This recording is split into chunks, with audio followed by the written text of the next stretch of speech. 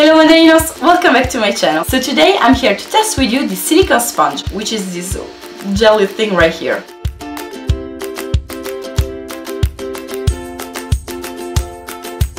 It's a silicone sponge, obviously, which is meant to be used to blend in your foundation, and it's meant to be better than a beauty sponge or a brush, but we're gonna see it together. As usual, if you're not subscribed yet to my channel, please subscribe. The button is just down below. It takes you 1 second and it really makes my day. And as always, you can also follow me on Instagram, Facebook and Twitter, and all the links will be in the info box down below. But now let's get started with the test. So I've zoomed you in a little bit just because I hope that this way you can see better what the silicone sponge does to my face. So first of all, I'm gonna apply this first base by NYX. It's a spray-on priming base, and it's just because I don't want this application to be any different from what I do normally, so that's what we're using today.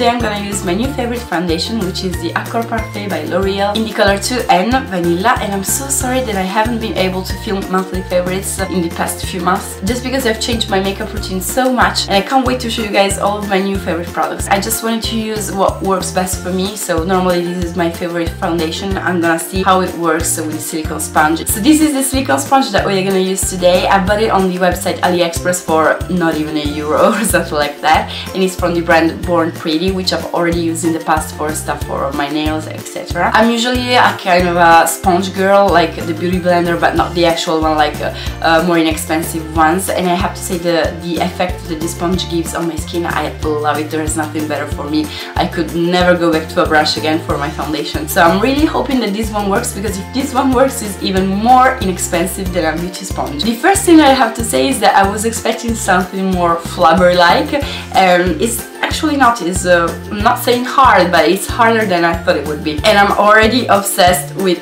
all this crisp that it does when I do like this. I love it. It reminds me of this thing. So foundation, silicone sponge, let's go. So I don't know if you can see, but I've applied a little bit of foundation on my silicone sponge, and now I'm gonna go on and put it on my face. Tactic mirror.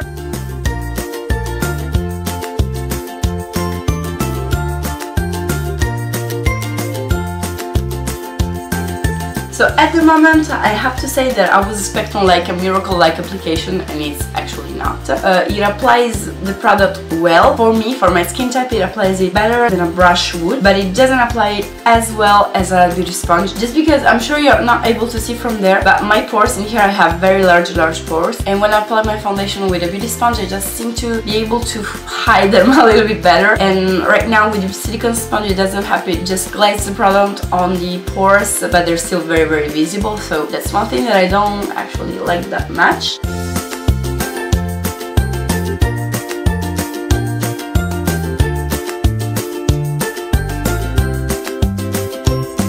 So now that I've used the silicone sponge to apply the foundation all over my face, I can actually tell you what I think about it. I don't think that this is like the miracle sponge that you actually need in your makeup collection. Of course, I know my skin and my face by heart, so I know what are the critic points on my face. The pores on my cheeks, it did absolutely nothing to hide them, so that's a point that I don't like at all. And when I was applying the product, it seemed to me like the silicone sponge was dragging the product around and not like making it stick to my skin, and that's what happened right here. I have a very red zone on my lid, and normally with the beauty sponge I'm able to tap the product and the product sits absolutely well on my skin. In this case, especially in the center part and around my nose, it just was dragging the product everywhere, so at the end I'm left with no coverage under my nose and in the center part of my cupid's bow. That's another thing that I don't like. Another problem that I have is that I have a dry patch in here on my chin. With the silicone sponge, since it just drags the product all over your face, it's a good thing because you're using less product, but it's not a good thing for your dry patches because it just drags the product on it and it makes it even more visible, in my opinion. As you can see, like in here, if I do like this,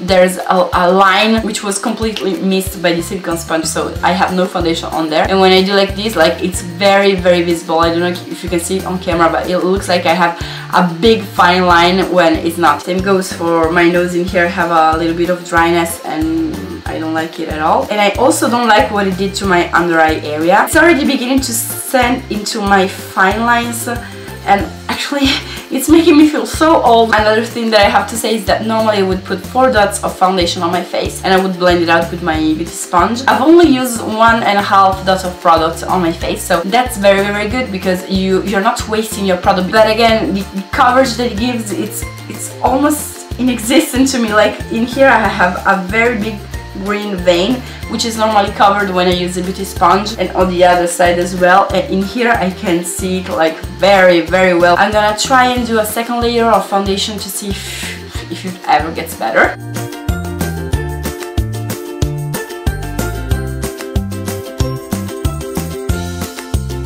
So with the second coat it goes a little bit better on my veins. I think I'm less able to see them, but the problem is that all of my dry patches are so visible right now. They're like boom, bow, dry patch right in your face. On my nose, where normally I don't have that much of a problem, I have very bizarre skin, and my dark circles, it has made them even worse just because adding more and more product, it makes you just settle into your fine lines even more. So I'm very sorry to say that this is not a miracle sponge for me. I'm really sad to say this because I really hope that I found like something new to try out that I would like, but nope. So if I had to note the silicone sponge out of 10 points, I would give it a 6.5, and I'm telling you why. There were some spots in which I didn't like the application that it gave me, but it's also true that like on my normal skin where I don't have any sort of problem, it literally did a good job. Like I can't see nothing, I can't see strokes of like the foundation, I can't see anything, I can't say anything bad about it. So my suggestion is maybe try it on your skin since it's even less than €1. If you have a beautiful skin, very well hydrated, not dry patches, and you don't have any problem with your under eye circles. Also for someone who is new to makeup,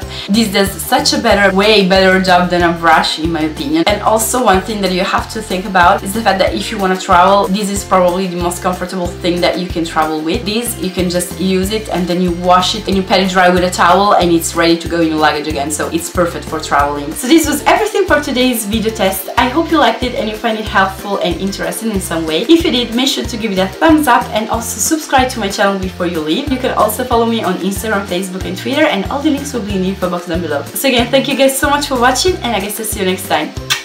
Bye bye!